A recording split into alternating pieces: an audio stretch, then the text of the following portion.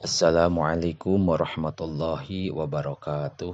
Bismillahirrahmanirrahim. Qala al-muallifu rahimahullahu ta'ala wa nafa'ana bi ulumihi fid dharaini amin ya Allah ya rabbal alamin. Idza tamma di mana-mana sampurna naon pujurul abdi gawe lacurtna hiji jalma atau hiji hamba malaka tah ngamilik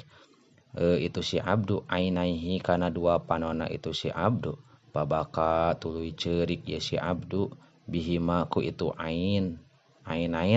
mata syaa iraha karep bae itu si abdu rawahu ngariwayatkeun kana ieu hadis sa Ibnu Adi an Uqbah bin Amir idza taraka di mana-mana ninggalkeun sa al abdu hiji hamba ad-du'a kana ngadoakeun til walidaini ka ibu rama fa innahu mangka sayaktosna itu si abdu yan qati'u eta megatkeun itu si yan qati'u eta megatkeun anhu ti itu si abdu arizqa kana rezeki rawahu ngariwayatkeun kana ieu hadis ta Dailami Imam Dailami idza jama'a di mana-mana ngajima saha ahadukum salah seorang ti antara aranjeun imro'atahu ka pamajikanana itu si ahad fala yatanaha taulah waka nyingkah itu si ahad hatta taqdiya sehingga nyumponan itu si mar'ah hajataha kana pangabutuhna itu si mar'ah kama seperti perkara yuhibbu anu mikaresep itu ahad ayaqdiya kana nyumponan itu ahad hajatahu kana pangabutuhna itu si ahad rawahu ngariwayatkeun kana ieu hadis sah Ibnu Adi antolkin katampi talkin Idza hadartum di mana-mana ngahadiran aranjeun kabeh mautakum ka mayit aranjeun kabeh pa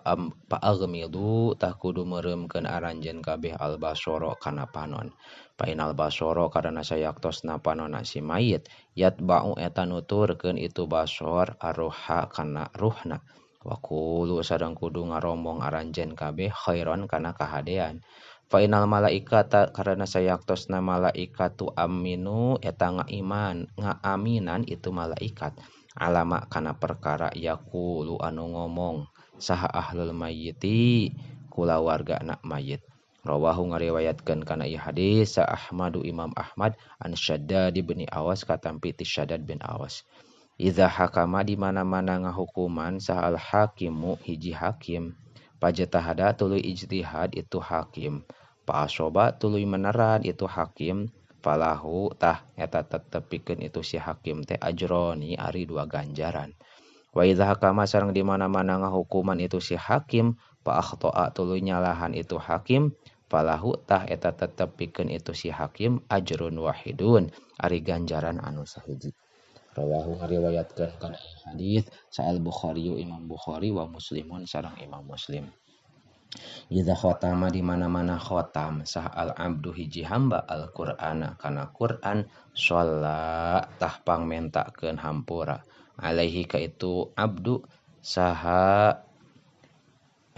inda khatmihi dina nalika khotamna itu si abdu saha situ na alfa malakin 60.000 malaikat rawahu ngariwayatkeun kana ieu hadis sa Dailami Imam Dailami an Amr bin Syuaib katampi ti Ammar bin Syuaib idza kharaja di mana-mana kaluar saha ahadukum salah seorang ti antara aranjeun ila safarin kana nyanyabaan fal yuadi tah kudu pamitan itu si ahad ikhwanahu ka pirang-pirang dulurna si ahad fa innallaha ta'ala karana sayaktosna Allah ta'ala jailun eta ngajadikeun lahu pikeun itu si ahad pi du'aihim dina pirang-pirang doana itu ikhwan al barokata kana kaberkahan rawahu ngariwayatkeun kana ieu hadis sa Ibnu Asakir an Zaid bin Arqam katampi ti Zaid bin Arqam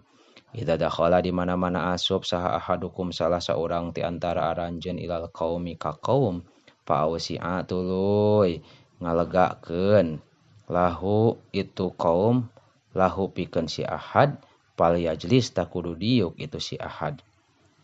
pa inna mahia pastina ari itu tausi karomatun eta kamulyaan minallahi ti Gusti Allah akramahu anu ngamulyakeun ahad akramahu anu ngamulyakeun ka itu ahad biha ku itu karomah saha akhuhu dulurna ahad al muslimu anu muslim pailam yusi tah lamun henteu ngalegakeun itu kaum lahu pikeun si ahad palyap tur tah kudu ngadagoan itu ahad ausiuha kana ngalegakeun ahu ka itu ahad makanan kana tempat palyajlis tuluy diuk itu si ahad fihi dina itu makan. Rawahu ngariwayatkeun kana ieu hadis al Harisu Imam Haris an Abi Syaibatil Hudri katampi ti Syaibah bin Hudri. Idza dakhala di mana-mana asup saha adhaifu tamu alal qaumi ka qaum dakhala tah asup itu doib birizkihi kalayan rizkina itu si doib. Wa idza kharaja sareng di mana-mana keluar itu doib kharaja tah keluar itu doib bimaghfirati dzunubihim kalayan panghampura pirang-pirang dosana itu kaum. Rawahu ngariwayatkeun kana ieu hadis Dailami Imam Dailami an Anasin katampi ti Sayyidina Anas.